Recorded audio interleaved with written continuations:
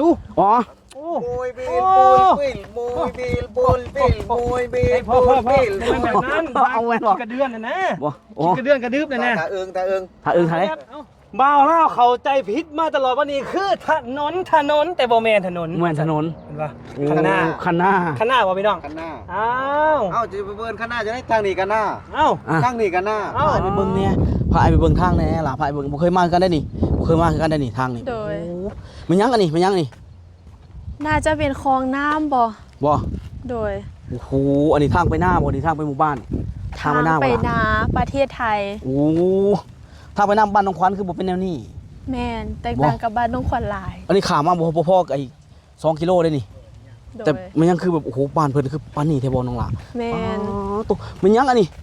โครงการบ่โครงการบ่นี่อื้อหือโครงการก่อสร้างของอบตโนนสมบูรณ์โอ้เพิ่นเขียนให้เรียบร้อยแล้วบ่โบนี่เบิ่งนี่เขียนให้เรียบร้อยนี่เพิ่นให้ฮู้เลยนี่เป็นโครงการหยังนี่นี่เห็นบ่สื่อโครงการอะไรก็สื่อผู้รับผิดชอบมีหมดเลยงบประมาณต่างๆโอ้โหพี่น้องนี่คือสุดยอดพี่น้องสุดยอดโอ้มาเบิ่งน้องลาเบิ่งเบิ่งนี่มาเบิ่งนี่ป๊าดโตมันคือสิคักแท้นี่เขาน่ะทางไปหน้ากับปัดโตอู้อยากได้แบบนี้เด้น้องเนาะ โดย อยากได้แบบนี้เด้นี่อ๋ออันนี้ก็เพิ่นเฮ็ดคลองน้ำได้นี่ระบบชลประทานได้นี่พี่น้องโอ้โหนี่โอ้ยาวเนาะผู้ ไอ้ายตื่นเต้นอีหลีบ่นี่ คืออายเป็นคนที่มักถนนน้องล่ะมักถนนโดยเฉพาะถนนไปหน้าคือบ้านเฮานี่ถนนไปหน้านี่อย่าว่าแต่ถนนไปหน้าเลยถนนเข้าหมู่บ้านเฮายังบ่มีน้องล่ะมื้อนี้เฮาเห็นฮอดถนนไปหน้าปูคอนกรีต แม่น ในความเป็นจริงแล้วยังเข้าไปบ้านน้องขวัญเนาะไปอยู่บ้านเฮาอะถนนทางไปหน้าอันนั้นก็ได้อานิสงส์จากบริษัทเขาเจ้าเฮ็ด แม่น ของเขาถ้าแบบว่าปกติทั่วไปแล้วมันสิเป็นเหมือนกับโคน โคลนเป็นร่องน้ำทุกคน แม่น เหมือนหัว น้ำขังเป็นบวก อืม บวก แต่อันนี้น้องหลาบางทีนะเบิ่งนะเบิ่งถนนนะเบิ่งไอ้โอ้โหเอาจริงแบบย่ำสมมติต้องเว้นเฮาหายังมากวาดเลยก็ปูเสือเฮ็ดส้มตำนั่งกินเนี่ยมีความสุขเซยนั่นเนี่ย ดีบรรยากาศก็ดีเนาะ ขนาดฝนตกเนี่ย ทุ่งนา พุ่นนะป้าดตกพี่น้องอู้เขาย่างไปเบิ่งทางนั้นดีกว่าไปย่างไปเบิ่งทางนั้นดีกว่าย่างไปเบิ่งทางนั้นย่างไปเบิ่งทางนั้นโอ้โหพุ่นนะเอ้ารถไฟมันจอดอยู่หันฮะป้าดโธผู้อู้พี่ลึกพี่น้องทางไปหน้าปูคอนกรีตพี่น้องอ๋อถนนอยากได้บ่น้องล่ะ อยากได้ อยากได้บ่นี่ แม่นอยากได้ถนนปูคอนกรีตแบบนี้ ไอ้สิแนะนำเด้อเขาอยากได้เด้อน้องต้องกลับไปนอน แล้วก็ฝัน อืม เพราะเขาจะมีโอกาสได้นะ โอ้ อันนี้ว่าจะอำน้องสาวทุกคนเนาะก็คือแน่นอนแหละการที่เขาอยากได้แบบนี้เนี่ยเขาเบิ่งเป็นแรงผลักดันเป็นแนวทางเนาะมันอาจจะได้หรือบ่ได้บ่ฮู้แหละแต่ที่สำคัญเขาเอาเป็นแบบอย่างก่อน เพราะว่าเพิ่นเฮ็ดดีเพิ่นทำดีคือผู้บริหารที่ดีก็ย่อมได้สิ่งที่ดี อันนี้ด้วยความอ้ายเป็นคนกรุงเทพนะแต่จังหวัดบึงกาฬอ้ายคิดว่าบ่คิดว่าสิเจริญปานนี้เพราะเป็นจังหวัดชายแดน โดย เป็นจังหวัดชายแดนไอ้บ่คิดแต่ว่าสิมีถนนคอนกรีตในทุ่งนาแบบนี้ โอ้ เนาะ จริงๆผมไอ้อยู่แต่ในกรุงเทพนะไอ้ไปประเทศไทยก็อยู่ในกรุงเทพ โดย พอมาต่างจังหวัดแล้วจังหวัดบึงกาฬจังหวัดสร้างใหม่น้องล่ะฮู้บ่14 ปีสร้างขึ้นมา โดย อายุจังหวัดบึงกาฬน้อยกว่าน้องสาวไอ้อีกน้องสาวไอ้19 ปีแล้ว โดยแม่ แต่จังหวัดบึงกาฬนี่เพียงแต่14 ปี โอ้ แต่เบิ่งถนนเพิ่นที่ไปหน้ายังสร้างคอนกรีตอันนี้หมายถึงผู้ที่มีรับผิดชอบผู้ที่บริหารเพิ่นเฮ็ดดี โดย เพิ่นรับผิดชอบต่อหน้าที่เพิ่นดีเพิ่นดูแลดีนี่แหละเงินภาษีของประชาชนนี่ภาษีของคนไทยเนี่ยภาษีของคนไทย สะท้อนย้อนกลับมาให้กับคนไทยเห็นบ่เพราะว่าเพิ่นเห็นความสำคัญในตรงละ เพิ่นบ่ได้เอารวมเงินกันออกเฮ็ดบ่ เอาบ้านเฮาเฮ็ดไว้นำบ่ตรงละ แม่นบ้าน เอ้า น้องขวัญเฮ็ดจังซั่นเด้ เฮ็ดแบบนั้นบ่ แม่น ไอ้ที่ดินเอาไปโรยๆอันนั้นก็รวมกันบ่ แม่น โอ้ ซอยกันเด้ ถ้าประเทศไทยนี่เพิ่นประจานกันยับเลยนะเฮ็ดอันนั้นน่ะ โอ้ ไอ้เคยไปถามเด้ไปถามไปว่าเอ้ยเก็บเงินกันผู้เท่าใดเพิ่นหัวขวัญไอ้เด้ เอ้า บอกเก็บเงินกันผู้เท่าใดเอาไปเฮ็ดอันนี้นะทางเพิ่นหัวเอาต้องเก็บเงินให้หยังเพิ่นว่าภาษีกระจายให้แล้วต้องเก็บเงินให้หยัง อบตหรือว่าผู้ที่รับผิดชอบกรมทางหลวงยังเพิ่นก็เฮ็ดสีของประชาชนน้องหลาเพิ่นต้องเอามาสร้างต้องเอามาเฮ็ดทุกอย่างเพิ่นต้องเอามาเฮ็ดคืนให้ประชาชนเด้ต้องเอามาคืนให้ประชาชนต้องเอามาคืนให้ประชาชนทุกอย่างต้องเอามาคืนให้ประชาชนทั้งหมดเลย น้องว่าน้องตื่นเต้นแล้วพอมาเห็นอายตื่นเต้นกว่าน้องอีก อ้าวบ่ไอ้ตื่นเต้นบ่ แม่น โอ้จังหวัดบึงกาฬไอ้คิดว่าจังหวัดน้อยเด้ไอ้คิดว่ามันสิบ่เจริญบ่ได้อะไรตื่นเต้น โอ้ น้องสะท้อนเบิ่งสันในมุมของน้องที่แปลว่าอยู่ในประเทศลาวหลายกว่าอ้าย โดย น้องลองสะท้อนเบิ่ง บ่มีเนาะประเทศลาวที่น้องขวัญอยู่ก็จะบ่มีหนทางไปนาแบบนี้ ม หรือว่าถ้าแบบหมู่บ้านใดดีๆเนาะก็จะแบบประชาชนซอยกันสร้าง โอ้ โดย โอ้มองอีกมุมหนึ่งคือดีนะประชาชนซอยกันสร้างแต่ฟังอีกมุมหนึ่งนะสำหรับอ้ายคือว่าประชาชนซอยกันสร้างคือหยังคือบ่แม่นรัฐสร้างพะนะ ก็น่าจะแบบถ้าเกิดแบบยื่นเรื่องไปกับใช้เวลาดน บ่ แมน โอ้เป็นเช่นไอ้ายตื่นเต้นไอ้ายเห็นถนนหนทางบ่นี่ไอ้ายตื่นเต้นเพราะบ้านเฮาบ่มีแล้วน้องหลามาเห็นถนนสะอาดครั้งแรกวันนี้น้องหลาเห็นบ่ได้ แมนน้องขวัญเองก็ตื่นเต้น ตื่นเต้ มาน กันบ่ เห็นครั้งแรกถอดเกิบยาง นี่นะ แมน เอาย้อนยังถอดเกิบ มันสะอาดเด้ บ่โอ้คือมันเห็นถนนมันสะอาดแล้วถอดเกิบ แม่น น้องคิดว่าพื้นเฮือนบ้านเฮาบ่ แมน โอ้ พื้นเฮือนน้องขวัญก็เป็นจังซี่เด้ อืมโอ้บ่แม่นกระเบื้องบ่ กระเบื้องก็มีแต่ว่าโซน แบบ ค นี้ รัว ก็มี เนาะครัวเขาจะนิยมเฮ็ดจังซี่ โอ้บ้านเฮาสิขึ้นเฮือนปุ๊บถอดเกิบกันอยู่แล้ว แมนเขา เพราะ ก็ ว่า เลยถอดเกิบ อืม อื โอ้ ม แบบนี่แหละน้องก็จะถอดเกิบจะไปกรุงเทพสิได้ถอดหลายหมองเด้ แม่นบ่ สะอาดตลอดโอ้พี่น้องโอ้โหนี่ถนนว้าตวน้องยังในความรู้สึกเนี่ยเห็นหลายครั้งเลยกันยังตื่นเต้นทุกครั้งที่มาเห็นสำหรับอ้ายนะ อืม ตื่นเต้นทุกครั้งที่มาเห็นอย่างที่อ้ายบอก คือจังหวัดบึงกาฬเนี่ยอ้ายบ่เคยคิดเลยว่าสิมาขนาดนี้ แม่น จังหวัดน้อยๆจังหวัดใหม่ๆโอ้พี่น้องว้าตวไปเบิ่งทางนี้มาเบิ่งทางนี้มาเบิ่งทางนี้มาเบิ่งทางนี้อู้อ้าวไฟนี่มาแต่ไสนี่ไฟฟ้ามันแต่ลาวบ่ฮะ ประเทศไทยน้ำไหลไฟสว่างน้องหลาโอ้โหถุงหน้าเขียวขจีพูนนะน้ำกับพูนนะน้ำเห็นว่าไม่น้ำเลยตัวนั้น โดย เป็นบึ้งโอ้โหมาเฮานี่แห้งเกลี้ยงแห้งงามน้องหลาป้าตัวตรงนี้แห้งงาม เดี๋ยวไอห ยั ยุ ง ดก่อน บ่ ไอตื่นเต้นไอสิบ่เป็นลมหรอ โอ้น้องสาวจะบอกให้เบรกพี่น้องโอ้พูนนะไปหาสิไปเบิ่งหมองใดถนนมันสิสุดอยู่หมองใดลองไปเบิ่งกันทุกคนไปเบิ่งกัน โดย มันสิสุดอยู่หมองใด มันสิสุดอยู่บ่ ยันบ่สุดได้ถนนนี้เนาะป้าโตประเทศไทยน้องหลา โอ้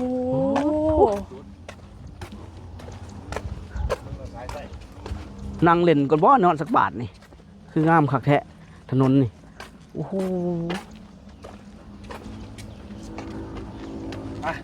ว้าว เอ้า เห็นได้ เห็นจะตื่นเต้นขอยเลยอุกใจนะรู้ตัว อุกใจว่ะ เนี่ย บ่ นะคอยกับรุ่นแม่นเจ้าแล้วคอยถ่ายคลิปจนขอยจะเป็นลม เมื่อกี้เจะรุ่นคอยอยู่บ่ รุ่นนะ โอ้ ที่แรกเห็นแล้วขวัญตื่นเต้นถนนแล้วทีแรกนะ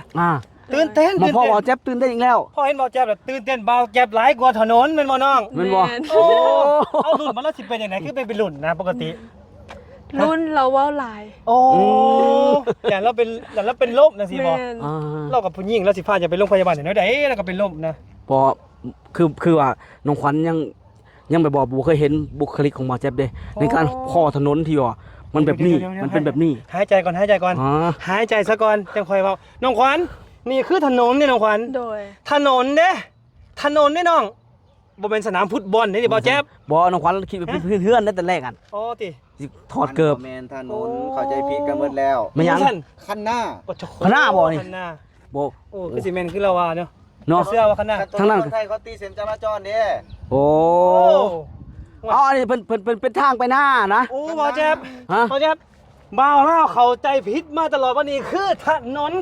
แต่บ่แม่นถนน เหมือนถนน เห็นป่ะข้างหน้า คันหน้า ข้างหน้าบ่พี่น้อง คันหน้า อ้าว เอ้าจะไปเบิร์นคันหน้าจะได้ทางนี้กันหน้า เอ้า อ่ะ ทางนี้กันหน้า เอ้า อ้าว มีแต่แป้งหน้าเนาะ ขั้นถนนนี่มันต้องมีหานขาหานขาย อ้าว มีตึกมีคอนโด โอ้แบบนั้นบอก นั่นเด้บ่แจ๊บ นี่ เอ๊ะ จะว่าถนนจะได้นี่คลองพายนี่ โอ้ อันนี้คือน้ำที่เขาดูด น้องขวัญมาเบิ่งน้องมาเบิ่ง โดย เอ้า น้ำที่เขาดูดขึ้นมานี่ อันนี้บ่ได้ตัวน้องมาเบิ่ง ดูดมาใส่หน้านี่ นะ บ่ ของจริงเนี่ยนี่